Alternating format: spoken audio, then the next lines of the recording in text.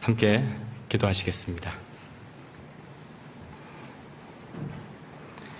사랑과 은혜가 풍성하신 자비롭고 거룩하신 하나님, 저희를 죄와 허물 가운데서 구원해 주시고 주님의 몸된 교회에 한 몸으로 불러주심을 감사드립니다.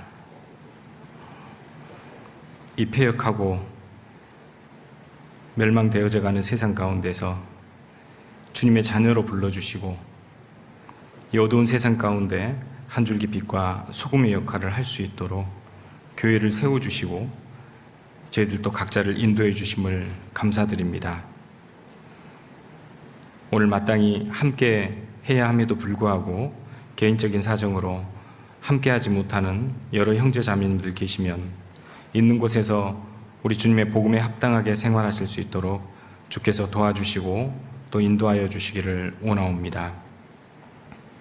전 세계에 복음을 전하고 있는 선교사님과 그의 가정, 또 많은 형제 자매님들, 주께서 각자의 사정을 아시기에 그 사정에 합당한 은혜로 부어주시고 먼 이국 땅에서도 복음을 전하는데 부족함이 없도록 주께서 채워주시고 담대함을 잃지 않도록 주께서 함께 하여 주시기를 원하옵니다.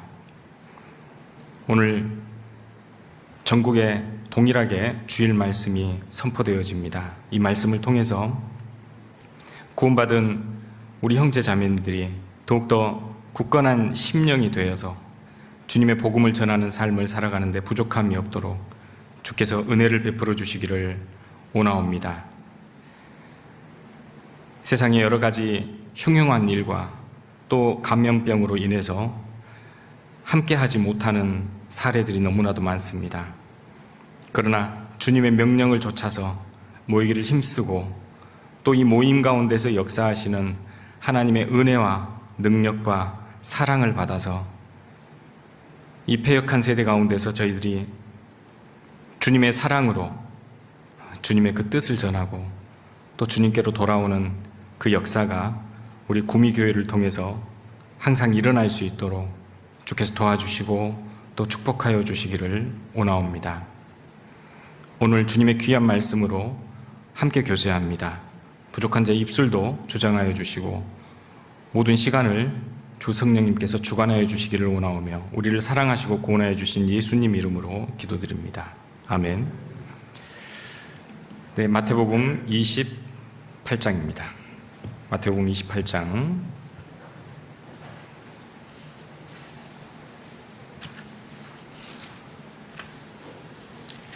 마태복음 28장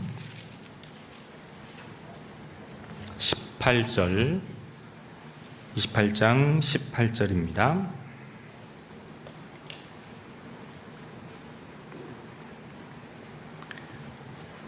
(28장 18절) 페이지 52페이지 제가 읽겠습니다. 예수께서 나와 일러 가라사대 하늘과 땅의 모든 권세를 내게 주셨으니 그러므로 너희는 가서 모든 족속으로 제자를 삼아 아버지와 아들과 성령의 이름으로 세례를 주고 내가 너희에게 분부한 모든 것을 가르쳐 지키게 하라. 볼지어다 내가 세상 끝날까지 너희와 항상 함께 있으리라 하시니라. 자, 20절 함께 읽어보실까요? 내가 너희에게 분부한 모든 것을 가르쳐 지키게 하라.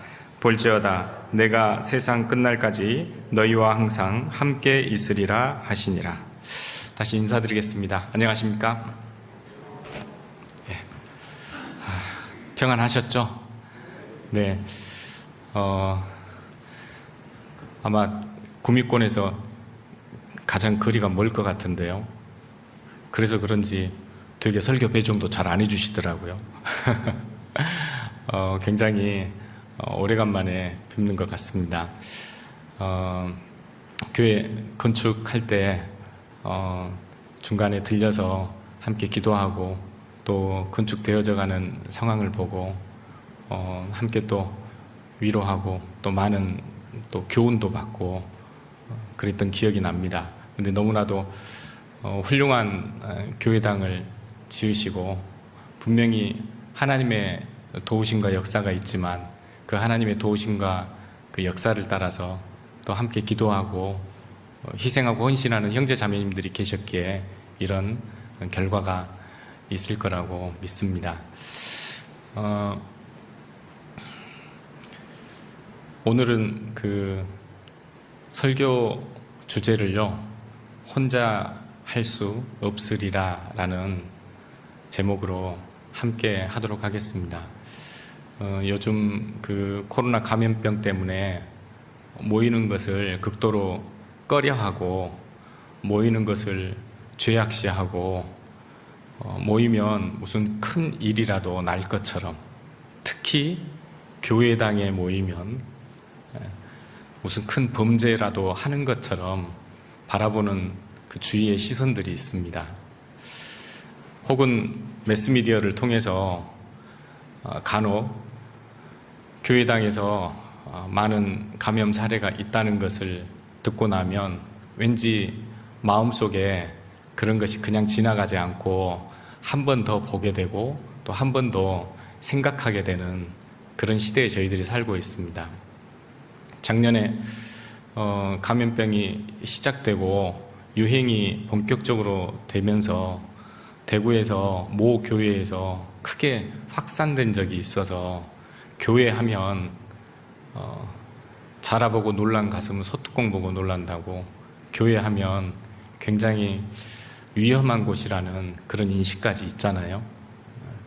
그런데 뭐 세상 사람들이 그런 것은 당연하겠다 싶은데요. 그런데 이런 시각들이 주위에 만연하다 보니까 믿는 그리스도인들에게도 점점 그런 생각들이 조금씩 마음속으로 틈 사이로 삐짓고 들어오는 것 같습니다. 그래서 언젠가는 너무 이렇게 지역마다 확진자들이 많이 나오게 되면 온라인으로 교제를 하게 되고 또 온라인으로 말씀도 듣게 되고, 혹여라도 본 교회당에서 누가 감염 경로가 겹치신 분들이라도 나오게 되면 또 굉장히 주저하게 되고 조심하게 되고 하는 그런 모습들. 근데 잠깐 하고 끝나면 되는데 또 그 여파가 되게 오래까지 이렇게 교회 모임하는 곳을 방해하는 그런 걸 보면서 마음에 참 안타까움을 느꼈습니다. 모이기를 피하는 어떤 사람들은 습관과 같이 시대가 가면 갈수록 점점 모이는 것을 두려워합니다. 그런데 방금 읽은 마태복음 28장 20절 말씀에 내가 너희에게 분부한 모든 것을 가르쳐 지키게 하라. 볼지어다 내가 세상 끝날까지 너희와 항상 함께 있으리라 라고 하셨습니다. 세상 끝날까지 따로 있으시겠답니까? 함께 하시겠답니까? 함께 하신다는 겁니다. 계시록 21장에 보면 천국의 모습을 그려놨는데요. 그 천국의 모습은 우리를 지으시고 우리를 죄악 가운데서 구원하신 하나님과 함께하는 곳이라고 강조를 계속하고 있습니다. 천국은 함께하는 곳입니다. 얼마만큼 함께하는 곳이죠? 영원히 함께하는 곳입니다. 여러분, 우리는 우리의 결국을 알고 있습니다.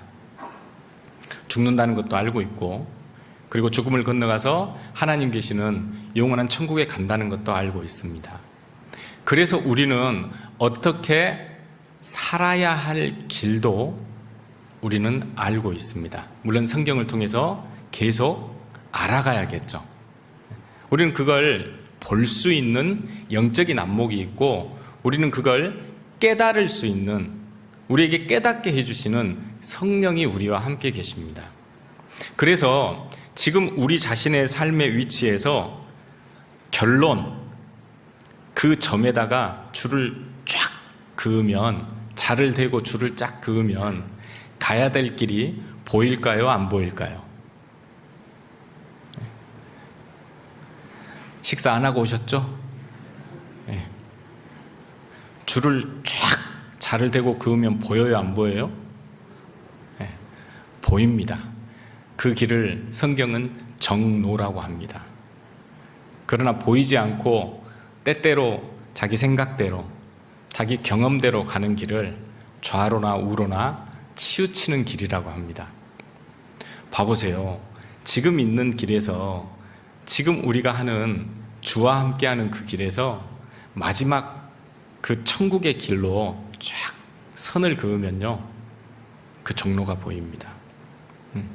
항상 일의 결국을 보면 우리가 어떻게 말해야 되고 어떻게 행동해야 될지 답이 나옵니다.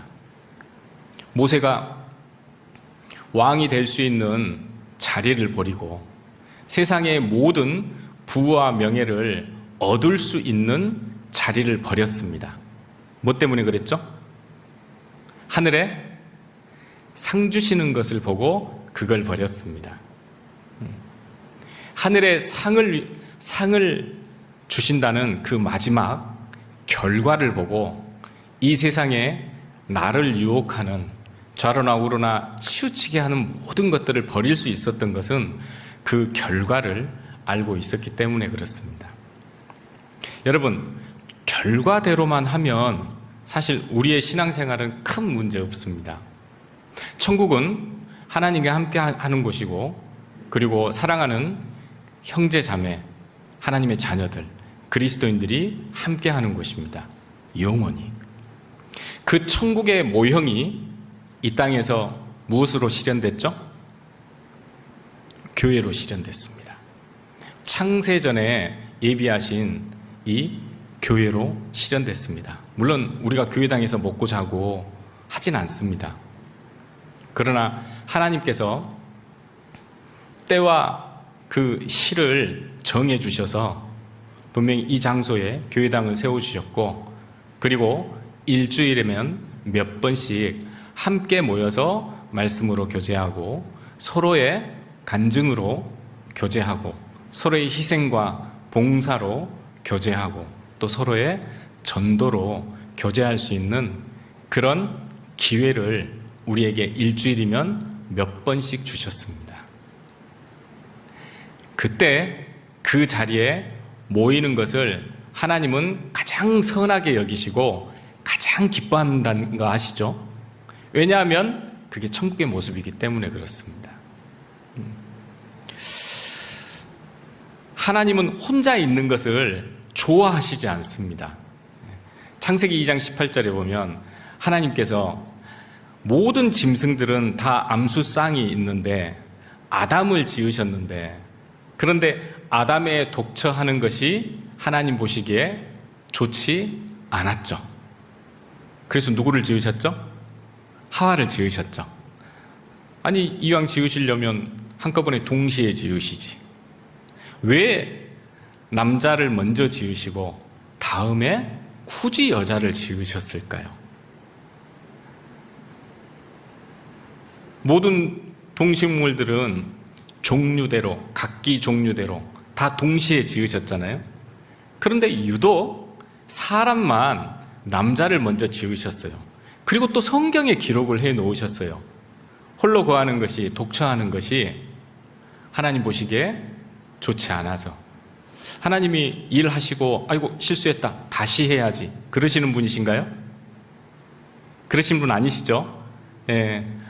하나님은 그 지혜가 무한대이시고 하나님은 완전하신 분이십니다.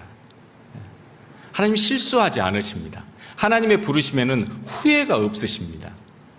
그런데 왜 그렇게 지으시고 그게 또 좋지 못하다고, 독처하는 것이 하나님 보시기에 좋지 못하다고 기록해 놓으시고 그 후에 아담을 재우시고 그 갈빗대를 꺼내서 여자를 지으셨을까요?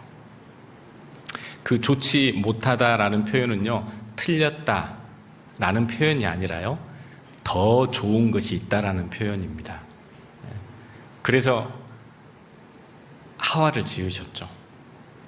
그리고 그 하와를 하나님께서 아담에게로 데리고 갔습니다.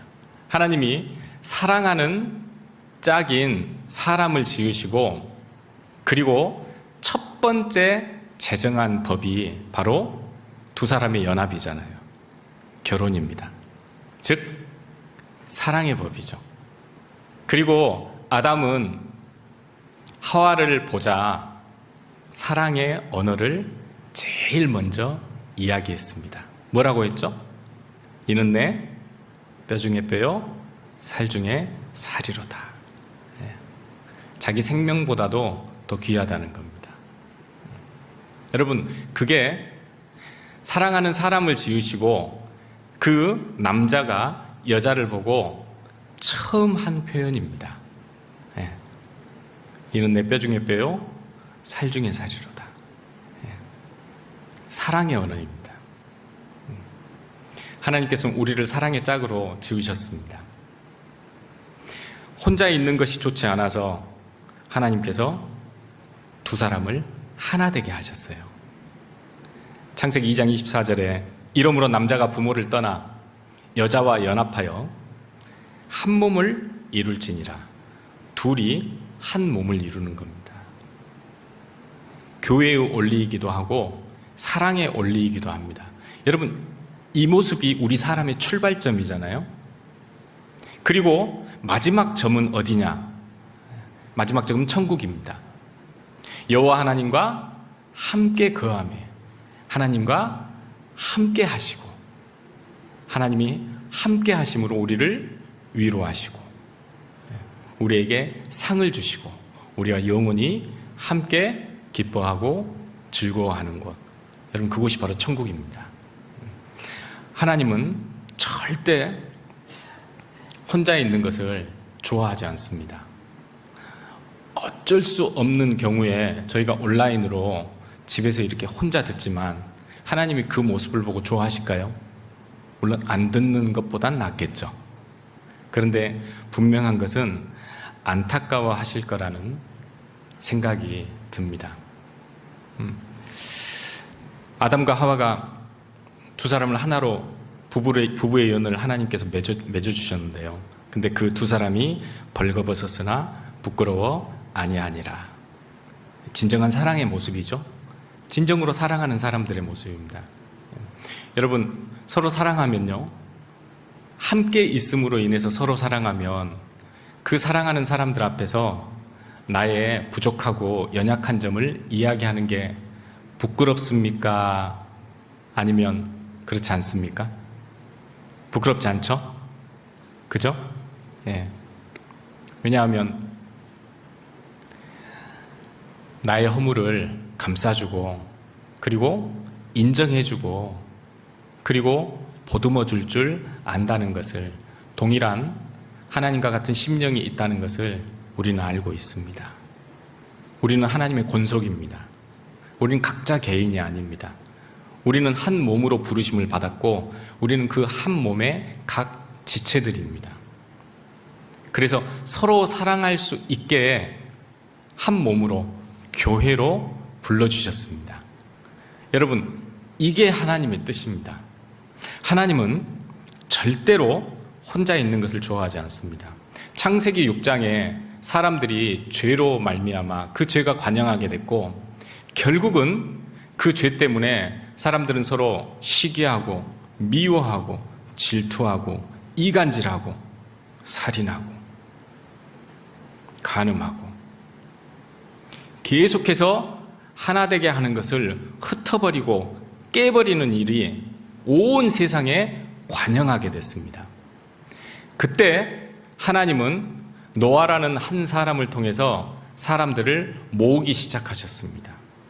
방주를 예비하는 동안 100년 이상 동안 계속해서 사람들을 불렀습니다. 온 사람이 있어요, 없어요? 없다는 게 안타까운 일이었죠. 세상에 죄악이 관영하고 그 죄로 말미암아 흩어지는 일이 계속 되는데도 불구하고 하나님은 계속해서 모으시려고 하십니다. 그 결과가 방주잖아요. 누구든지 방주에만 타기만 하면 방주 안에서 하나 되고 연합되어집니다. 방주 안에는 생명이 있고 그 방주 안에는 주님이 함께하는 곳이죠. 그래서 1년 동안 그곳에서는 밖에서는 비가 오고 물이 전 지면을 다 덮고 밖에서는 생명의 현상이 없었죠. 죽은 시체만 있었잖아요. 그래서 까마귀 내보내니까 안 돌아왔잖아요. 하지만 안에서는 생명의 현상이 있었습니다. 생명의 현상이 있는 곳, 그곳이 바로 하나 되어져 있는 곳입니다. 창세기 11장에도 니무롯이라는, 즉 사단의 그림자도 그 한 사람을 중심으로 해서 하나님을 대적하기 위해서 뭉쳤습니다. 마귀도요, 어떻게 하면 하나님을 대적하고 이길 수 있는지 최선의 방법을 압니다. 물론 마귀는 하나님 이길 수 없죠. 어떻게 하면 큰 세력을 가지고 어떻게 하면 전쟁에 더 잘할 수 있는지 방법을 압니다. 방법이 뭐죠? 한 사람을 중심으로 모이는 겁니다. 그래서 니무롯을 중심으로 온 세상 사람들이 다 모였죠. 그리고 하나님을 대적했습니다. 그 결과가 바벨탑입니다.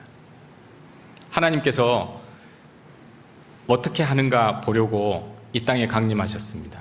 그리고 말씀하셨습니다. 그들이 언어가 하나이므로 이같이 하는도다. 자, 우리가 내려가서 그들의 언어를 흩어지게 하여 그들로 이 일을 하지 못하게 하자. 그들로 서로 알아듣지 못하게 하자. 그때 여호와 하나님만 내려오셨습니까? 자, 우리가 내려오셨습니까? 우리가 내려오셨습니다. 창세기 1장 26절에 우리가 우리의 형상대로 사람을 만들자라고 하시고 남자와 여자를 창조하셨다고 하셨습니다. 사람을 창조하실 때 그때 성경에는 분명히 우리라고 되어져 있습니다. 복수인데 단수로 취급되어져 있죠.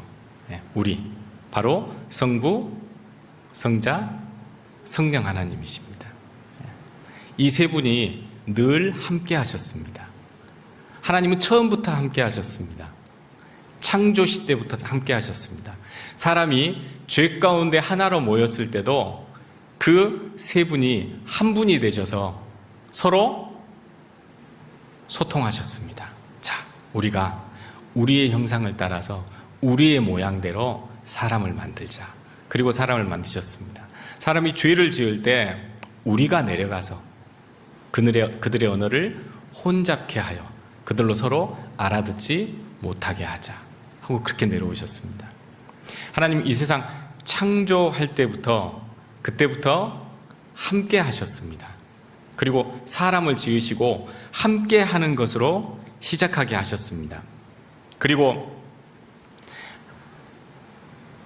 창세기 11장 이후에 또 하나 되게 하는 역사를 새롭게 시작하십니다. 바로 아브라함이라는 한 사람을 불러서 이스라엘이라는 민족을 형성하게 하고 전 세계를 하나 되게 하시는 작업을 아브라함으로부터 시작하시는 겁니다.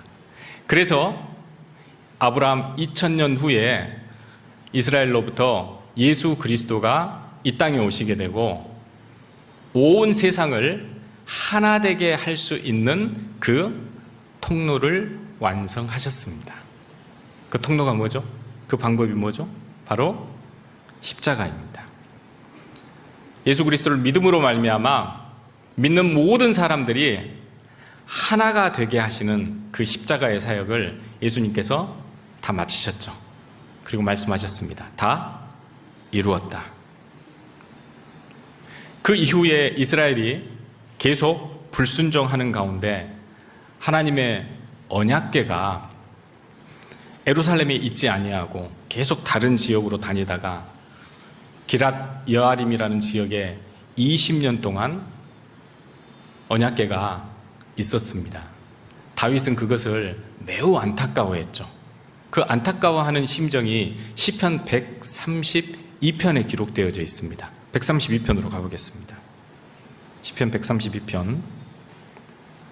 주무시면 안 됩니다. 132편.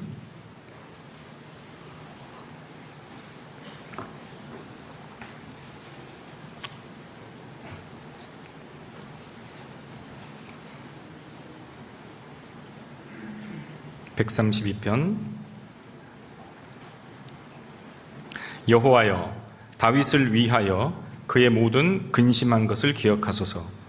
저가 여호와께 맹세하며 야곱의 전능자에게 소원하기를, 내가 실로 나의 거하는 장막에 들어가지 아니하며 내 침상에 오르지 아니하며 내 눈으로 잠들게 아니하며 내 눈꺼풀로 졸게 아니하기를 여호와의 처소 곧 야곱의 전능자의 성막을 발견하기까지 하리라 하였나이다. 여호와의 언약궤가 예루살렘 성전 안에 있어야 되는데, 그런데 당시에는 성전이 완성되지 않았습니다. 그래서 언약궤가 여기저기 떠돌아다녔습니다. 심지어는 패역한 제사장의 아들들로 인해서 블레셋의 영역까지도 언약궤가 간 적이 있었죠. 다윗은 굉장히 안타까워했습니다. 그런데 드디어 다윗이 예루살렘 성으로 입성하게 되고, 그리고 기럇 여아림에 있었던 여호와의 언약궤를 가지고 돌아왔습니다. 언약궤가 있어야 될 장소에 오게 되고, 그리고 그 언약궤를 중심으로 해서 12지파 사람들이 함께 모였습니다. 그 감동과 감격을 기록한 시가 133편이죠. 133편 보시겠습니다. 형제가 연합하여 동거함이 어찌 그리 선하고 아름다운고, 머리에 있는 보배로운 기름이 수염 곧 아론의 수염에 흘러서 그 옷깃까지 내림 같고 헐몬의 이슬이 시온의 산들에 내림 같도다. 거기서 여호와께서 복을 명하셨나니 곧 영생이로다. 왜 하나님이 형제가 연합하고 형제가 함께 생사고락을 함께하는 모습을 보시고 선하고 아름답다고 하셨을까요? 왜 형제 자매들이 함께 연합하고 함께 생사고락을 하는 그곳에 하나님의 영광이 곳곳에 깃들고 영생이 함께 하신다고 하셨을까요? 왜 그럴까요? 생명의 근원은 하나님께로부터 나옵니다. 하나님은 처음부터 함께 하셨습니다. 그리고 그 하나님의 사랑을 깨달은 사람들, 하나님의 자녀들, 그 속에 하나님이 역사하시는 사람들, 그 사람들이 함께 하는 곳에 하나님도 함께 하십니다.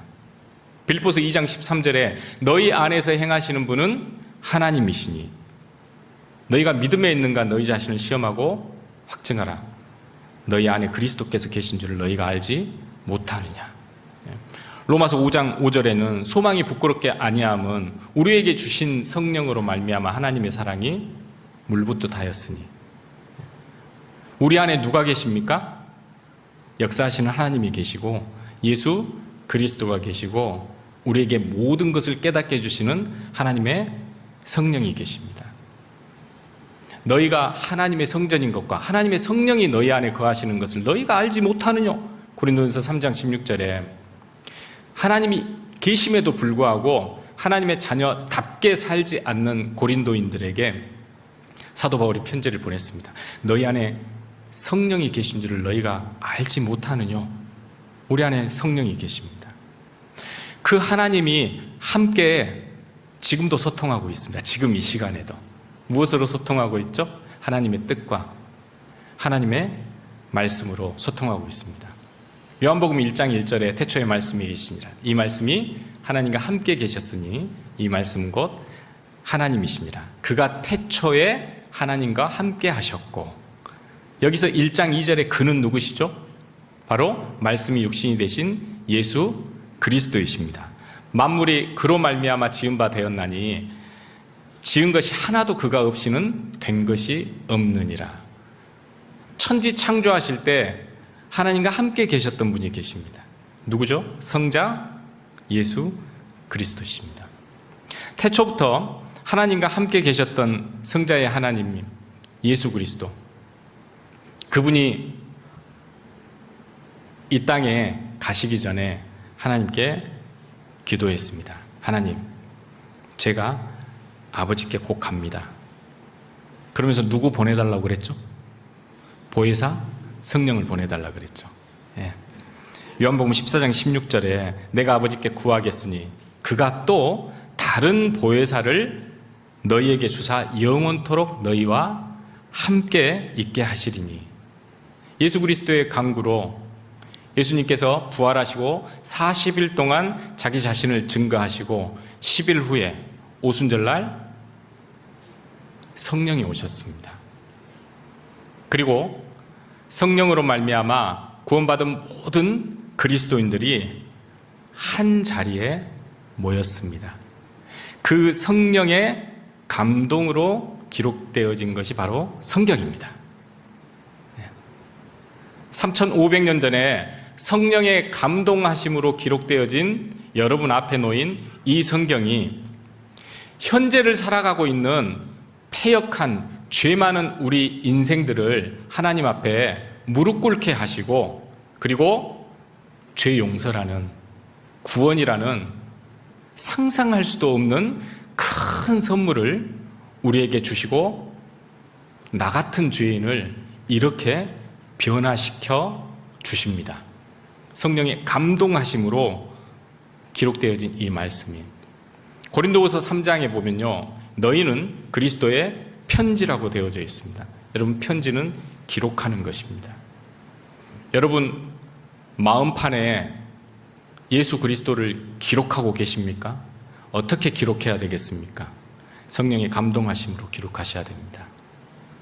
성령의 감동하심으로 기록되어진, 내 마음판에 기록되어진 그 하나님의 사랑이 우리의 삶을 통해서 나왔을 때, 그때 많은 사람들이 우리를 보고 변화되어집니다. 우리의 마음판에 어떻게 기록해야 된다고요? 감동을 받으셔야 됩니다. 말씀을 듣고 감동 받으셔야 되고, 그리고 하나님의 역사를 보고 감동 받으셔야 되고,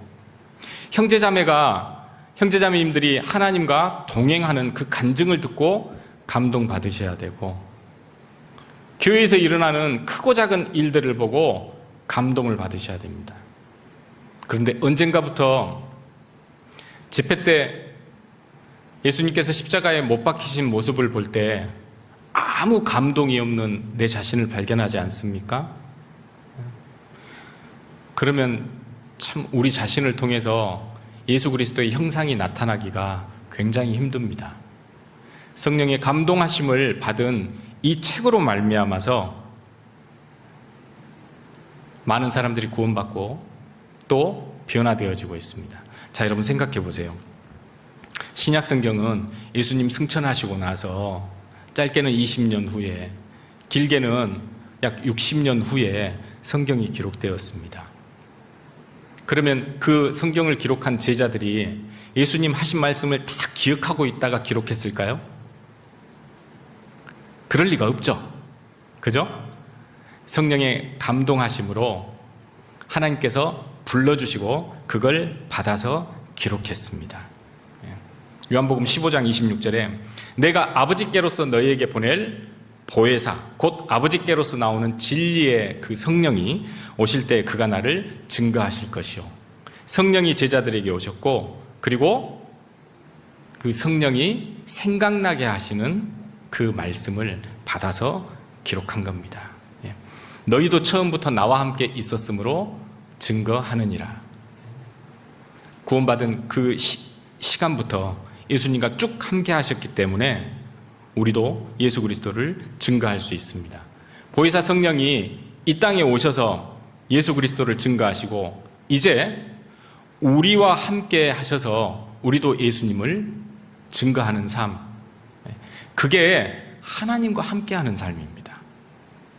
그런데 그 역사를 어디에서 일으키시느냐? 바로 주님의 몸된 교회 가운데서 일으키십니다. 그리고 하나님을 알지 못했던 한 사람 한 사람을 부르십니다. 교회를 통해서. 고린도전서 1장 9절에 너희를 불러 그의 아들 예수 그리스도와 우리 주로 더불어 교제케 하시는 하나님은 미쁘시도다. 예수 그리스도로 말미암아 우리를 흑암의 권세에서 하나님의 아들의 나라로 건져주셨습니다. 불러주셨습니다. 목적이 무엇이라고요? 교제케 하시는 하나님은 미쁘시도다. 연합하게 하시는 하나님은 미쁘시도다. 우리가 하나 될 수 있도록 교회 가운데로 불러주셨습니다. 그 교제를 통해서 우리가 하나님을 더욱더 알게 되고 하나님이 우리에게 주신 말씀을 더욱더 깨달아갑니다. 아모스 3장 3절에 두 사람이 의합지 못하고야 어찌 동행하겠으며, 의합, 마음이 합하여지는 걸 이야기합니다. 에베소 3장에 있는 말씀처럼 믿는 것과 아는 것이 하나 되어져 가는 걸 이야기를 합니다. 어떻게 해야 하나 될 수 있을까요? 두 사람이 의합하려면 어떻게 해야 될까요? 자꾸 얼굴을 봐야죠. 그죠? 자꾸 얼굴을 대면을 해야 됩니다. 자꾸 얼굴을 보고, 그리고 자꾸 서로 마음을 열고 진솔한 교제를 해야 됩니다. 그래야 서로에 대해서 이해하게 되고, 그래야 서로에 대해서 오해하지 않고 서로를 받아줄 수 있는, 그리고 서로를 돌아볼 수 있는 그런 사랑의 관계가 점점 되어져 갑니다. 주님이 빛 가운데 계시는데 나는 어둠 가운데 있으면서 주님과 동행한다고 말할 수 없죠. 주님과 친밀한 교제를 위해서 우리가 빛 가운데 행해야 되는 것처럼, 비록 우리 자신은 부족하고 죄가 있지만 교제 가운데서 예수님께서 12제자의 발을 씻어주셨던 것처럼 교제 가운데서 점점 더 깨끗해지고 점점 그 마음이 의합되어져 가고, 그리고 우리가 함께 동행하게 되고 연합하게 되고 동거하게 됩니다. 여호와께서 거기서 복을 명하셨나니 곧 영생이로다. 여러분, 결국 오늘 말씀 드리려고 하는 건요, 모이자는 겁니다. 모이자는 겁니다. 여기 앉아 계시는 분들한테 굳이 안 드려도 되는데 너무 잘 알고 계시니까 오늘 나오신 거잖아요. 그런데 이 모이는 것이 얼마나 중요한지 우리가 다시 한번 마음에 각인을 하고요, 그리고 주위에 함께 하지 않는 혹 형제 자매님들이 계신다면 정말 간절한 마음으로 권유를 해야 됩니다. 여러분, 요한복음의 목적은 믿고 영생을 얻는 것입니다. 내가 이것을 너희에게 기록함은 하나님의 아들을 믿는 너희로 영생이 있음을 알게 하려 함이니라. 요한복음 20장 21절 말씀처럼요, 요한복음을 기록한 목적은 영생을 얻게 하기 위해서입니다. 그러나 이 요한복음을 기록한 사도 요한이 요한 1서, 2서, 3서를 기록했습니다. 그런데 요한 1서를 기록한 목적은 뭐냐? 바로 교제 가운데서 기쁨을 얻는 것. 교제가 무엇인지, 교제가 얼마나 즐겁고 얼마나 우리를 희락하게 하는지, 그걸 설명하기 위해서 기록한 것이 요한 1서입니다. 너무 잘 아실 겁니다. 우리가 보고 들은 것을 너희에게도 전하면 너희로 우리와 사귐이 있게 하려 함이니, 우리의 사귐은 아버지와 그의 아들 예수 그리스도와 함께 함이니라. 요한일서 1장 3절의 말씀입니다. 요한일서의 기록 목적은 교제 가운데서 하나님이 우리에게 주시는 그 기쁨입니다. 내가 이것을 쓰면 우리의 기쁨이 충만케 하려 함이라. 어디에서요? 교제 가운데서요. 시편 4편 7절에 주께서 내 마음에 두신 기쁨은 저희의 곡식과 새 포도주의 풍성할 때보다 더하니이다. 그러니까 세상 사람들이 돈과 명예와 쾌락과 이 세상에 쌓아 올린 문명으로 말미암아 풍족하다, 만족하다, 내 영혼아 편안히 쉬자 할 때 우리는 그것과 비교할 수 없는 기쁨과 만족을 어디에서 얻을 수 있죠? 주님이 준비하신, 창세전에 예비하신 교제 가운데서, 교회 가운데서 얻을 수 있습니다. 항상 기뻐하라, 쉬지 말고 기도하라, 범사에 감사하라라고 했는데 여러분 항상 기뻐하면서 살고 계세요? 그렇게 사셔야 되는데, 얼굴만 보면 수심이 거의 한 100m 좀 된 것 같은데요. 빠져 죽겠어요.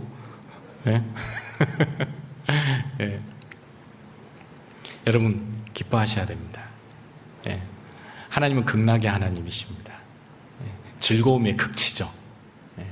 하나님을 알고 그 하나님의 사랑을 받았습니다. 여러분 더 받을 거 있습니까? 더 받을 것이 없습니다. 예. 우리는 이 세상의 그 어떤 것과도 비교할 수 없는 가장 큰 것을 받은 사람들입니다.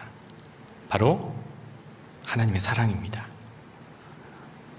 그 말은 또 무슨 뜻인 줄 아세요? 아까 마태복음 10장 28절부터 30절에 마지막에 말씀하셨죠. 세상 끝날까지 내가 너희와 항상 함께 있으리라. 무슨 말입니까? 사랑한다는 겁니다. 예. 여러분, 미워하는 사람과 함께 오래 있을 수 있나요? 불가능하죠? 가능하면 좀 떨어지고 싶잖아요. 가능하면 안 만나고 싶습니다. 예. 그런데 사랑하면요, 시간 가는 줄 모르죠. 그죠? 예. 사람도 그렇잖아요. 사람도 그렇습니다. 제가 구원 받기 전에 자매하고 만나서 조금 연애 기간을 갖다가 이렇게 결혼을 했는데요. 구원 받고 나서, 자녀를 낳고 나서 구원을 받았는데, 근데 잠깐 연애하는 기간이 있었습니다. 예. 하나님 몰랐을 때니까 이해해 주셔요. 예. 근데 자매가 간호사여서 3교대를 했거든요. 그래서 아침이면 한 7시 반까지 병원을 나가야 되고, 그 다음에 점심 때부터 시작하면 한 2시 반까지 병원을 나가야 되고, 저녁이면 한 11시 반까지 병원을 나가야 됩니다. 그렇게 해서 3교대 이렇게 돌았는데, 3교대 한다는 건 참 힘든 일이더라고요. 그런데 그 점심때 2시 반에 출근해서 거의 한 12시에 끝나는데, 그때 이제 저녁에 늦게 끝나면 되게 이제 불안하잖아요. 그래서 몇 번 이렇게 같이 이렇게 데려다 줬던 경험이 있는데, 왜 그 시간에 잠도 안 잤는지 모르겠어요. 지금은 하라고 그러면 잘 못 할 텐데. 예. 그런데 그 시간에 또 차로 가도 버스로 한 12세 정거장 정도 되는데요. 그걸 또 걸어갑니까, 왜? 예. 그 가까운 거리가 아니잖아요. 근데 또 그걸 또 걸어가요. 근데 또 그 걸어가는 시간이 또 왜 그렇게 짧아요? 금방 또 지나갑니다. 예. 지금 걸어가라 그러면은 아마 미쳤냐고 반문할 겁니다. 예.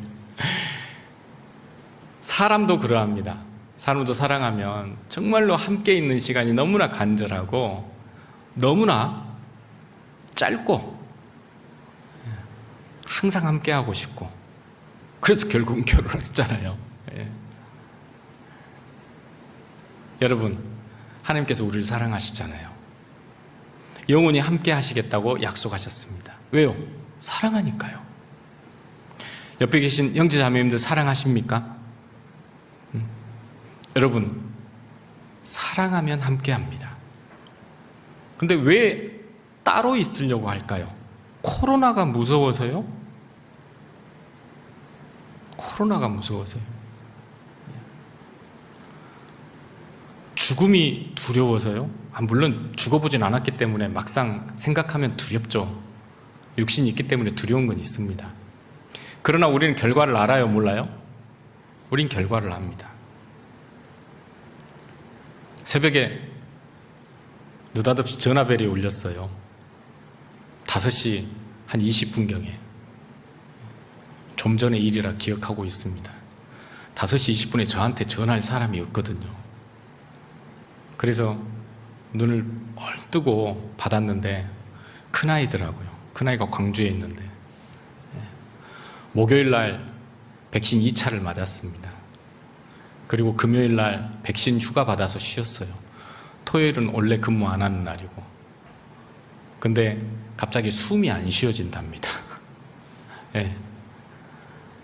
그래서 주사 맞은 지 한 3일 지났기 때문에, 또 최근에 주사 맞고 나서 일주일 후에 생명을 달리하신 그런 뉴스 보도도 있었잖아요. 뭐 그런 뉴스가 자주 있지는 않지만 간혹가다 있는데, 그런데 갑자기 5시 몇 분에 큰아이한테 전화가 와서 숨이 안 쉬어진다고 하니까 속으로는 조금 덜컥하더라고요. 그런데 어쨌든 통화는 했습니다. 아빠 119 불러야 될까요? 불러라 해서 불렀어요. 그래서 빨리 옷 챙겨 입고 나가서 기다리고 있으라고. 할 수 있겠니? 그럴 수 있겠다 그러더라고요. 근데 보니까 아이가 목소리가 평상시 같지 않아요. 그래서 일단 진정을 시켰습니다. 조금 진정하자. 거기다 대놓고 우리는 죽어도 하나님 나라 가잖아. 바로 할 수는 없었고요. 그럼 목사 티나잖아요. 예, 바로 할 수는 없었고, 예, 내려가서 기다려라. 그리고 조금 진정하자. 저까지 목소리가 떠 있으면 아이가 더 긴장할까봐. 그래서 조금 후에 이제 내려갔을만 했을 때 전화를 했더니 엘리베이터 타고 내려가고 있더라고요. 그래서 할 말이 없어서 끊으려고 했더니 아빠 엘리베이터 내려갈 때까지만 함께 전화하게요. 그러니까 아직도 그 불안한 심정이 있는 겁니다. 그리고 조금 있다가 전화가 왔어요. 구급차가 왔는데 혈압 재는 거 있잖아요. 그걸 재봤는데 정상으로 나왔던 모양입니다. 그리고 그 구급대원이 그랬답니다. 아마 심리적인 요인도 있을 겁니다. 혈압도 이상이 없고, 그리고 뭐 동공이나 여러 가지 외적인 징후가 정상이기 때문에 지금 병원 가시면 기다리고 사진 찍고 주사 맞고 피 뽑고 난리가 없을 겁니다.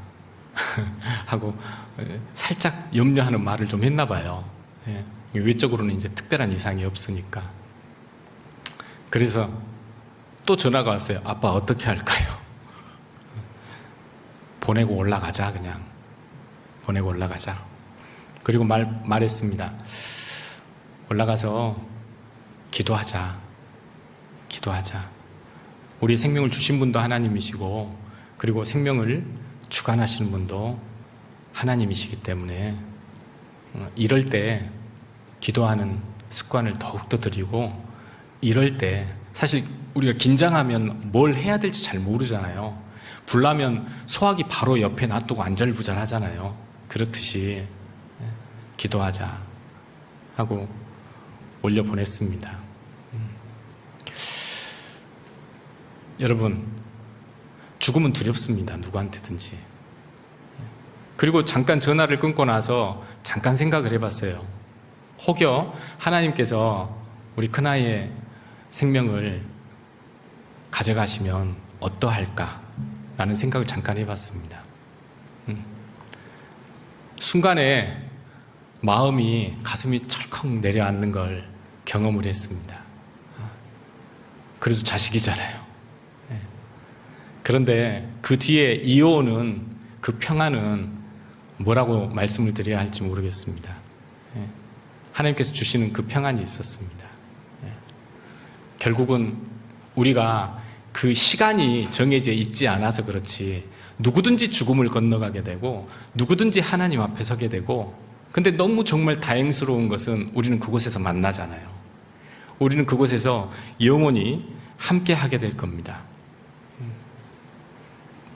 그때 하나님께서 제 마음에 주신 그 평안과 기쁨, 이 세상에 어떤 것과 비교할 수 있을까요? 돈을 주고 살 수가 있을까요? 절대 그럴 수가 없습니다. 잘 아시죠?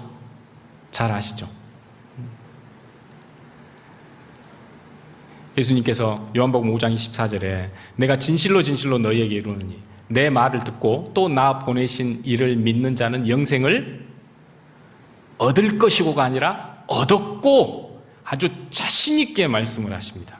사망에서 생명으로 옮겼느니라 하고 아주 자신 있게 결정을 해서 말씀해 주십니다. 옮길 것이다, 옮길지도 모르겠다가 아니죠. 너무나 확신에 찬 말씀을 하십니다. 그리고 동일한 말씀인데 요한일서 3장 14절에 우리가 형제를 사랑함으로 사망에서 옮겨 생명에 들어간 줄을 알거니와 사랑치 아니하는 자는 사망에 거하느니라. 여러분, 예수 그리스도의 말씀을 듣고 예수님을 보내신 하나님을 믿는 자는 영생을 얻었다고 했는데 그 사람이 어떤 사람이냐? 형제를 사랑하는 사람입니다. 형제를 사랑하는 사람, 형제와 연합하고 형제와 동거하게 되어 있습니다. 여러분, 그게 하나님 뜻입니다. 구원받는 것도 하나님 뜻이지만 결국 구원받음으로 인해서 저희가 교회 가운데서 함께합니다. 히브리서 10장 24절에 서로 돌아보아 사랑과 선행을 격려하고 모이기를 패하는 어떤 사람들의 습관과 같이 하지 말고 이 마지막 때가 가까울수록 우리가 더욱 모이기를 힘쓰자. 모여야 서로 돌아볼 수도 있고 사랑과 선행을 격려할 수도 있습니다. 모여야 그게 가능해요. 모여야. 근데 지금 우리가 사는 시대의 사조는 어떻죠? 모이는 거 안 좋아합니다. 혹시 2017년도부터 미국의 오바마 대통령이 연설하다가 쫙 이야기해가지고 나온 신조어가 있습니다. 원래는 2011년도에 네덜란드의 랩하는 가수가 노래 가사에 잠깐 인용을 했던 구절인데, 사용했던 구절인데 2017년도에 미국 대통령이 이야기를 해가지고 전 세계적으로 신조어가 된 그 단어가 있습니다. 바로 욜로족입니다. 욜로족. 들어보셨죠? YOLO. You only live once. 사람은 몇 번 살아요? 한 번밖에 살지 않는 것입니다. 인생은 한 번 사는 것이니까 뭐 굳이 지금 참고 견디고 고생하면서 그럴 필요 있냐? 뭐 하면서 살아라? 즐기면서 살아라. 예전에는 인지위덕이라는 말을 많이 사용했습니다. 우리 어르신들은. 참을 인자, 참는 것이 아름다운 덕이라는 뜻입니다. 근데 요새는 이런 말 안 씁니다. 요새는 안 참아요. 절대 참지 않습니다. 여러분, 열심히 공부하면 취업이 보장됩니까? 고개를 끄덕이시는 분은 기성세대. 요즘 세대는요, 안 그래요. 빽이 있고 돈이 있어야 돼요. 열심히 공부해도 취업 보장 안 됩니다. 여러분, 회사 들어가서 열심히 일하면 정년이 보장됩니까? 안 그래요. 언제 구조조정 당할지 모릅니다. 여러분, 평생 일해서 돈 벌면 내가 땀 흘려 일 한 번으로 집 살 수 있습니까? 구미도 안 돼요. 그렇게 비싸졌어요. 네, 서울은 안 되잖아요. 계산해 보면 서울은 안 됩니다. 아파트 못 삽니다. 평생 벌어도. 네. 엊그제 어떤 자기가 욜로족이라고 하는 사람의 그 이야기를 잠깐 들어봤는데 3년 동안 죽어라고 일했대요. 평균 월급이 한 달에 217만 원이더랍니다. 이거저것 아끼고 욜로족인데도 불구하고, 즐기고 사는데도 불구하고 어떻게든지 자그마한 단칸방이라도 마련해 보려고 3년 동안 아끼고 했는데 5천만 원 모았답니다. 3년 동안에. 1억 모으려면 앞으로 한 3년 더 일해야겠다고. 여러분, 3일 전에 뉴스에 이런 보도가 났습니다. 서울에서 반지하 방이요, 평균 1억이 넘었습니다. 그래서 반지하 방도 이제는 구하기가 힘들다고 이야기를 합니다. 평생 고생을 해도 집을 살 수가 없습니다. 그렇기 때문에 확실하지 않고 불안한 미래에 내 인생을 걸 수 없다는 거죠. 그렇게 해서 또 나온 신조어가 있습니다. 소확행이라고. 알 수 없는 불안한 미래에다가 내 목표를 두는 것보다 작고 확실한 행복을 추구하자. 가장 대표적인 게 뭔지 아세요? 퇴근하면서 캔맥주하고 치킨 사가는 겁니다. 집에 가서 혼자 치맥하는 거. 아, 행복하다. 역시 최고야. 예. 집에서 혼자 홈시어터 만들어 놓고 영화 보고, 홈바 만들어 놓고 혼술하고, 그런 사람들을 나홀로족이라고 합니다. 서울의 나홀로족이 정상적인 가정보다 50% 넘었다는 거 아셔요? 혼자 사는 사람들이 훨씬 많습니다. 그래서 나홀로족을 겨냥한 그런 물건들이 굉장히 많이 나오죠. 예. 편의점 가면 렌지에 넣어서 돌리면 먹을 수 있는 것들이 허다하죠. 밀키트 사업도 굉장히 연 매출이 계속해서 늘어나고 있습니다. 왜냐하면 집에서 간편하게 해서 먹을 수 있는 것들, 집에서 할 수 있는 것들, 그런 사람들을 홈족이라고 합니다. 홈족. 이런 신조어들이요, 계속 나오고 있어요. 왜? 미래가 불확실하기 때문에요. 그래서 나 홀로 계속 살아봤더니 한 40세 되고 40대 중반 되니까 해볼 거 이제 다 해봤어요. 안 해본 거 딱 하나 있네? 뭐요? 그래, 혼자 있으면 늙어서 힘들겠지. 그냥 어지간하면 좀 등 긁어주는 사람도 있으면 좋겠다 해서 결혼을 합니다. 예. 근데 애는 나요, 안 나요? 안 나요. 그런 사람들을 딩크족이라고 합니다. 뭔 놈, 이름도 많아요. 신조어가 계속 쏟아집니다. 예. 딩크라는 것은 영어로 더블 인컴, 노 키즈 약자입니다. 맞벌이는 하는데 아이는 갖지 않는 걸 이야기를 합니다. 그렇게 해서 두 사람이 작정을 하고요, 30대 후반부터 40대 말까지 인생 계획을 잡고 돈을 모읍니다. 얼마 모을까? 3억? 3억까지는 부족할 것 같은데 10억? 그래, 현실적으로 계산해서 뼈 빠지게 좀 모아가지고 한 10억만 모으자. 둘이 열심히 해서. 그래서 회사를 어떻게 해요? 퇴직합니다. 네, 퇴직합니다. 그런 사람들을 뭐라고 하는지 아세요? 파이어족이라고 합니다. 영어로 you are fired 하면 너 해고야 라는 뜻이거든요. 그런 사람들 파이어족이라고 합니다.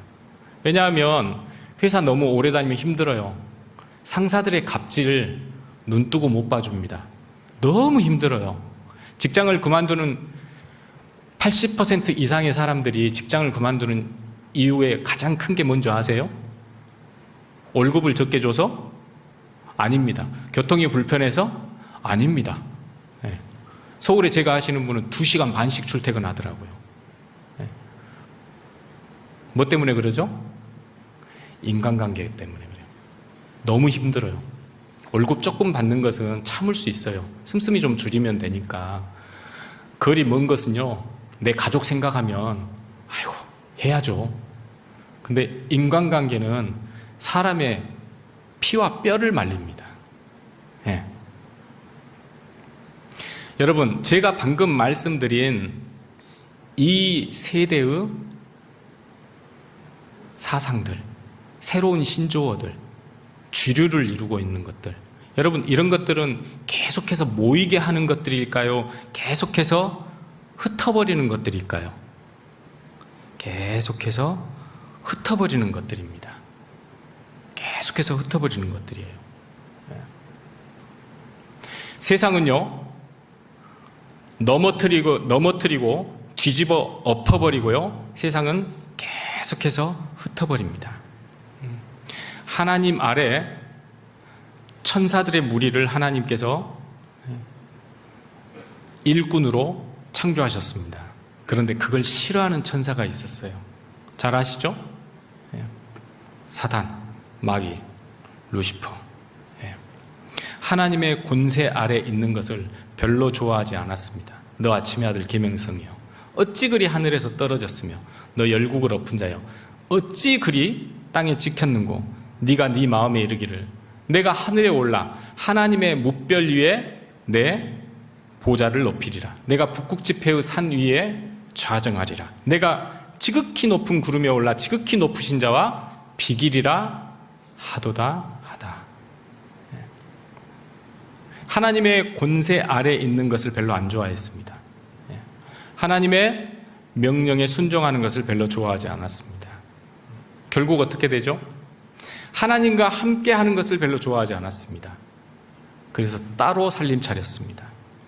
결국 심판받을, 결국 없어질 이 땅으로 떨어졌고 나중에는 지옥 맨 밑 구덩이로 내려갈 겁니다. 그런데 잘 아셔야 될 것은 우리가 사는 이 세상은 사단의 권세 아래에 있습니다.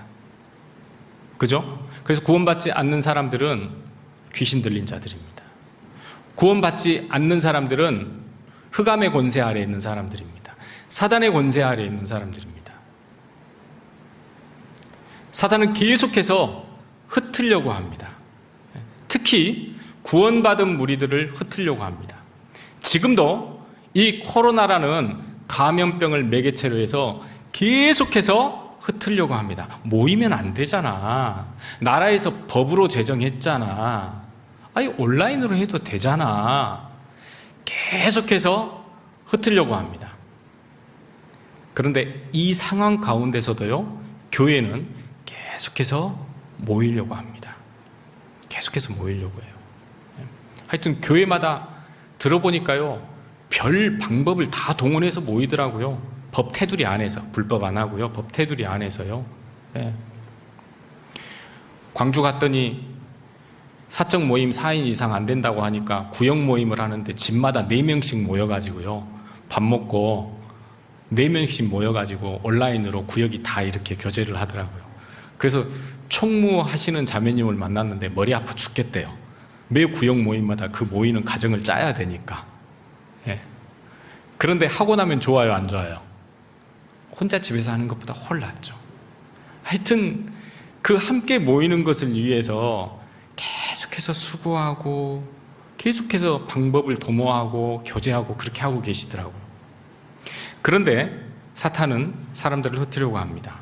가옥에 가옥을 연하며 전토에 전토를 더하며 빈틈 없도록 하고 이 땅 가운데 홀로 거하려 하는 그들은 화 있을진저. 가옥에 가옥을, 집이 따닥따닥 붙어요. 그런 땅이 점점 늘어갑니다. 서울은 점점 옆으로 늘려가잖아요. 근데 도시는 복잡해지잖아요. 여러분, 이건 모이는 걸 이야기하는 게 아닙니다. 혼자 사는 것을 더 용이하게 합니다. 도시는 사람들이 많죠. 1인 가구가 많다 그랬죠. 옆집에, 앞집에, 윗집에 누가 사는지 알아요, 몰라요? 모릅니다. 자기의 존재 자체가 부각되어지지 않아요. 그렇기 때문에 죄짓기 어려워요, 쉬워요? 굉장히 쉽습니다. 왜냐하면 살짝 짓고 빨리 숨어버리면 되거든요. 여러분, 교회 안에 오시면 죄짓기 쉽습니까? 쉬워요? 어렵죠? 예.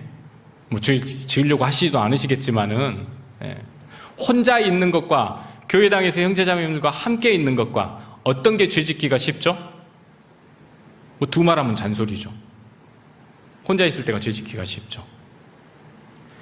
여기 있을 때는 죄짓기가 힘듭니다. 왜? 물론 이목이 있기 때문에도 그렇습니다. 그러나 우리 가운데 역사하시는 하나님이 계십니다.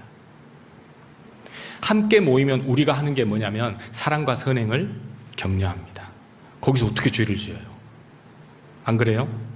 오히려 있는 죄마저도 용서함을 받고 씻김을 받는 곳이 이 장소잖아요. 어떻게 죄를 지어요? 그런데 안 모이면 되겠습니까? 모여야죠. 예, 모여야 됩니다. 법 테두리 안에서요, 수단과 방법을 가리지 말고 모여야 됩니다. 불법을 하라는 말씀은 아닙니다. 혹시 오해하시는 분이 계실까봐. 기도하고 강구하면 분명히 모일 수 있는 시간도 많아지고 모일 수 있는 기회도 하나님께서 주십니다. 결혼식 할 때 자주 인용하는 구절, 전도서 4장 9절입니다. 같이 펴보겠습니다. 시편 다음에 잠언 전도서 4장 9절.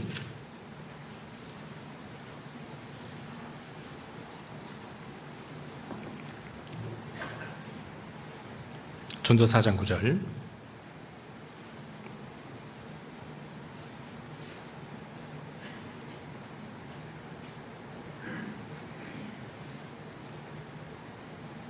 (949페이지입니다) 구약성경 949페이지 전도서 4장 9절. 두 사람이 한 사람보다 나음은 저희가 수고함으로 좋은 상을 얻을 것임이라. 혹시 저희가 넘어지면 하나가 그 동물을 붙들어 일으키려니와 홀로 있어 넘어지고 붙들어 일으킬 자가 없는 자에게는 화가 있으리라. 두 사람이 함께 누우면 따뜻하게 하거니와 한 사람이면 어찌 따뜻하랴. 한 사람이면 패하겠거니와 두 사람이면 능히 당하나니 삼겹줄은 쉽게 끊어지지 아니하느니라. 한 사람이 있을 때는 죄 짓기가 쉬워집니다. 근데 두 사람이 있으면 그 죄 짓는 환경에서 벗어날 수 있습니다. 왜냐하면 서로 함께 연합하기 때문에. 근데 두세 사람이 내 이름으로 모인 곳에 나도 그들과 함께 계시잖아요. 그때 삼겹줄이 되는 겁니다. 두 사람이 모여서 축구 이야기만 하면 삼겹줄 안 돼요. 두 사람이 모여서 백화점 이야기만 하시면 삼겹줄 안 돼요. 두 사람이 모여서 하나님과 함께 동행했던 전도에 대해서, 나의 삶에 대해서, 하나님의 역사에 대해서, 그리고 나의 연약하고 부족한 점에 대해서 교제하면 하나님이 그곳에 함께 하십니다. 그게 삼겹줄입니다. 한 사람이 누우면 안 따뜻해지죠. 그러나 두 사람이 누우면 따뜻해집니다. 그래서 얼음물 안에 들어갔던 사람을 가장 빨리 그 몸을 녹일 수 있는 방법은 서로 껴안아 주는 거죠. 그 어떤 것보다도 껴안아 주는 겁니다. 여러분 보세요.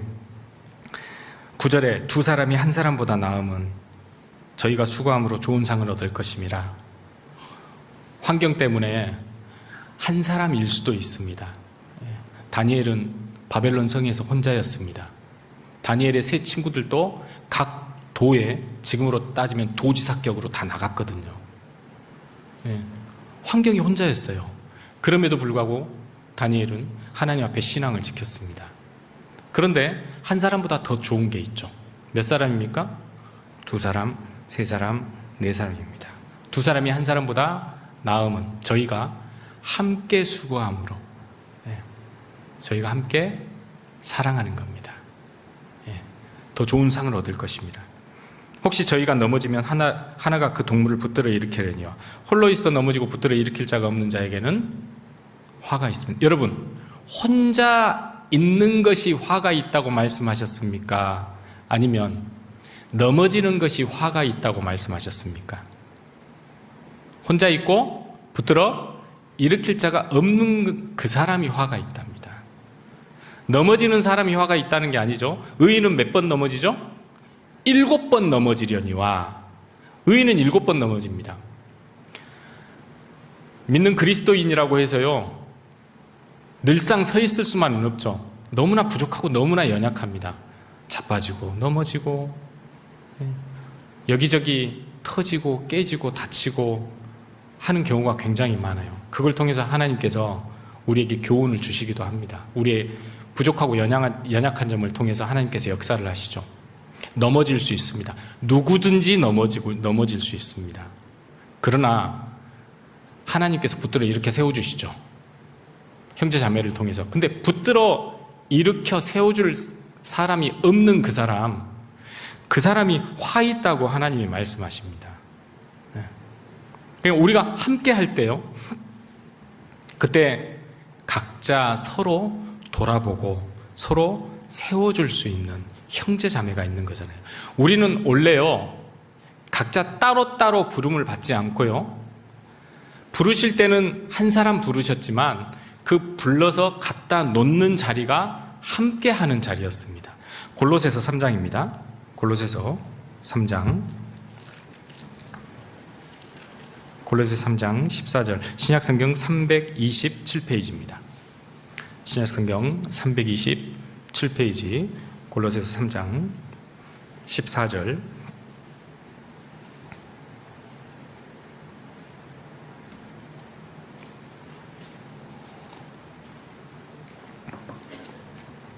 제가 13절부터 읽겠습니다. 327페이지입니다. 골로새서 3장 13절. 누가 네게 혐의가 있거든 서로 용납하여 피차 용서하되 주께서 너희를 용서하신 것과 같이 너희도 그리하고 이 모든 것 위에 사랑을 더하라. 이는 온전하게 매는 띠니라. 형제자매의 허물을 용서하는 것이, 그것이 서로 사랑하는 것이고, 그것이 우리를 하나로 온전하게 매는 띠입니다. 그 띠는 바로 사랑을 이야기하죠. 그래야 15절 같이 읽으시죠. 그리스도의 평강이 너희 마음을 주장하게 하라. 평강을 위하여 너희가 한 몸으로 부르심을 받았나니 또한 너희는 감사하는 자가 되라. 여러분, 우리는 진정한 행복을 얻었습니다. 우리는 끊어지지 않는 생명을 얻었습니다. 영원한 생명을 얻었습니다. 우리는 그치지 않는 샘물과 같은 평안을 얻었습니다. 근데 그 평안을 어디에서 얻을 수 있죠? 함께 하면서 서로 용서할 수 있는 곳, 사랑할 수 있는 대상이 있는 곳, 그곳에서 우리가 평강을 얻을 수 있습니다. 혼자 있으면 유혹하는 게 너무 많아요. 평강이 깨어져 버리죠. 그러나 함께 있는 곳에 평강이 주장하게 되고 하나님께서 끊임없이 솟아오르는 샘물과 같은 평강을 계속 주십니다. 그러면서 말씀하십니다. 너희가 한 몸으로 부르심을 받았나니 또한 너희는 감사한 자가 되라. 여러분, 우리를 불러서 교회 가운데 앉혀놓으신 그 하나님께 감사하셔야 됩니다. 왜냐하면 우리는 이곳이 아니면 절대 평강을 얻을 수 없기 때문에 그렇습니다. 마음의 만족을 얻을 수 없기 때문에 그렇습니다. 사마리아 여인, 그녀는 마음에 평강이 없었습니다. 마음의 평강을 얻고자 이 남자 저 남자 만나봤지만 마음에 평강이 없었습니다. 예수님은 그녀의 마음의 갈망을 알았습니다. 그래서 직접 찾아가신 겁니다. 직접 찾아가신 겁니다. 왜? 그녀는 뭔가 마음의 평안을 주는, 함께 하고자 하는, 진짜 사랑하는 사람을 찾았거든요. 그런데 이 남자 저 남자 6번째 남자까지 살고 있지만 마음을 나눌 수 없고 사랑할 수 없는 대상이라는 걸 너무 잘 알고 있었습니다. 그런데 그녀가 함께 할 수 있는 예수님을 만났습니다. 그리고 사랑하는 대상을 만났습니다. 얼마나 좋았으면 자기를 따돌림하는 동네 사람들에게 달려가서 그걸 전했겠습니까? 안 그렇습니까? 여리고성의 문 앞에 항상 앉아서 구걸하는 소경 거지 바디메오가 있었습니다. 예수님께서 그 바디메오의 간절함을 알았기 때문에 예수님이 직접 찾아갔습니다. 주여, 주여, 저를 구원하소서. 네가 무엇을 원하느냐? 제 눈 뜨기를 원합니다. 나면서부터 소경이었습니다. 거지였습니다. 세상에 소망이 없는 사람이에요. 함께하는 사람이 없습니다. 그러니까 도와주는 사람이 없고 사랑하는 사람이 없으니까 성문에 앉아서 구걸하는 걸로 인생을 그저 살아가고 있는 겁니다. 정말 나를 사랑해 줄 수 있는 분, 정말 나와 함께 할 수 있는 분, 그분을 갈망했거든요. 주님께서 하셨습니다. 네 믿음대로 될지어다. 부자인데 세상 사람들로부터 저 나쁜 놈, 돈도 많은 부자. 그런데 그 마음은 순수한 사람이었고 그 마음은 정말 깨끗한 것을 갈망하는 사람이 있었습니다. 바로 세리장 삭개오였습니다. 겉으로는 부유한 것처럼 보이고 겉으로는 모든 것을 다 가진 것처럼 보였지만 늘 외로웠던 사람이었습니다. 혼자였습니다. 그런데 그가 예수님이 오신다는 소문을 들었습니다. 그리고 그래도 세리장인데 체면 그런 거 없었습니다. 작은 뽕나무에 올라가서 어떻게든지 예수님 한번 보려고. 체면 같은 거 없었습니다. 나를 정말 사랑해 주실 분, 나와 정말 함께 하실 분, 그분이 예수님이 혹시 아닐까? 보러 갔습니다. 근데 예수님은 그 삭개오를 불렀습니다. 삭개오라, 내려오너라. 내가 오늘 너희 집에 유하여야겠노라. 예수님을 집에 들이고 삭개오는 바로 변했습니다. 오늘날 복이 이 집에 임하였도다. 여러분, 함께 하고자 하는 그 사람에게요, 하나님께서는 반드시 찾아오십니다. 왜냐하면 사랑이라는 것은 함께 하는 거거든요. 사랑이라는 것은요, 나뉘는 것이 절대 아닙니다. 여러분, 우리가 어떤 사랑을 해야 되느냐? 우리가 보이지 않는 곳에서, 내 자신이 드러나지 않는 곳에서요, 정말로 주님과 같은 그런 뜨거운 열정을 가지고 우리가 사랑을 해야 됩니다. 그 뉴욕의 필하모닉 오케스트라 지휘자로 명성을 떨쳤던 레너드 번스타인이라는 그 유태인 출신의 세계적인 오케스트라 지휘자가 있습니다. 그 사람이 90년도에 생을 마감했는데, 근데 그 사람이 남긴 말 중에 좀 교훈이 돼서 제가 적어왔습니다. 원래 오케스트라 연주하면 제일 도드라지는 소리가 어떤 거죠? 가장 앞줄에 있는 제1 바이올린입니다. 제1 바이올린이 주요 음을, 소프라노 음을 치기 때문에 가장 잘 들립니다. 그런데 그 뒷줄에 있는 제2 바이올린이 있습니다. 제1 바이올린은 딱 앞에 드러나 있는 존재입니다. 그런데 제2 바이올린은 드러나 있지 않습니다. 그런데 제2 바이올린이 없으면 제1 바이올린이 빛을 보지 못합니다. 오케스트라는 각각의 악기가 굉장히 많이 있지만 그 모든 악기들이 어우러져서 큰 심포니를 만듭니다. 큰 화음을 만들죠. 도드라지는 악기가 있는 반면에 전혀 도드라지지 않는데, 제1 바이올린처럼 정성과 자기의 모든 열심을 다해서 드러나지 않지만 수고하고 희생하고 헌신하는 그 제2 바이올린이 있기 때문에 오케스트라가 이렇게 사랑을 받는다라고 이야기를 했답니다. 여러분, 우리도요, 각자의 위치에서 잘 드러나진 않지만 함께 수고하고 희생하고 헌신하면서 형제 자매들을 서로 돌아보고 격려하고 위로하고 함께하는 교회가 있습니다. 우리는 전부 다 제2 바이올리니스트입니다. 여러분, 우리를 통해서 높이 드러나야 될 분은 누굴까요? 바로 예수 그리스도이십니다. 예수 그리스도이십니다. 어쩔 때 가능합니까? 예수님이 우리를 사랑하셨던 그 사랑처럼요, 주님의 그 희생과 헌신, 우리를 향하신 그 열심, 그걸 가지고 드러나진 않지만 교회 가운데서 함께 사랑하는 것, 우리는 그 일을 위에서 부름을 받았고요, 하나님께서 이곳에 명하신 복이 있습니다.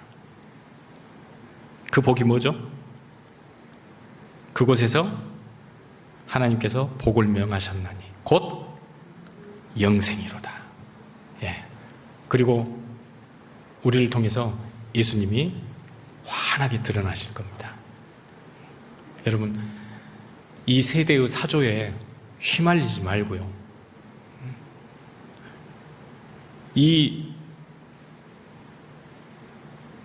집사님 죄송합니다. 세대 자꾸 이야기해서. 이 세대를 흘러가지 말고요, 거슬러서 모이기를 힘쓰셔야 됩니다. 아셨죠? 너무 자주 듣는 말씀이지만은 오늘 또 한번 마음에 각인하셔서요. 교회에서 모입시다 하면 예, 알겠습니다. 혹시 또 모이지 않는 형제님 계시면 모임으로 인해서 얻는 우리가 유익이 얼마나 큰 건지 다시 한번 강조해 주시고 다시 한번 또 권면해 주셔서 우리 구미교회를 통해서 새로운 영혼들이 계속해서 탄생하는 그런 역사가 꼭 있기를 간절히 기도하겠습니다. 함께 기도하시겠습니다. 하나님 감사합니다. 저희들에게 오늘도 필요한 말씀으로 채워주시고 여러 가지 겉으로 보기에는 어려운 사정이지만 이런 위기의 시기에 기회를 삼아서 더욱더 모이기를 힘쓰고 더욱더 주님께 가까이 갈 수 있고 또 어려운 시대에 더욱더 복음을 전함으로 말미암아 고난을 통해서 주님의 영광이 더욱더 드러날 수 있는 그런 교회가 될 수 있도록 주께서 도와주시고 또 인도하여 주시기를 간절히 원하옵니다. 오늘 거룩한 주일입니다. 형제 자매들을 통해서 하나님께서 주시고자 하는 그 크신 은혜를 부족함 없이 채워주시기를 원하옵니다. 이 시간 이후에 모든 계획도 오직 주 성령님의 능력의 손길에 의지합니다. 우리를 사랑하시고 구원하여 주신 예수님 이름으로 기도드립니다. 아멘.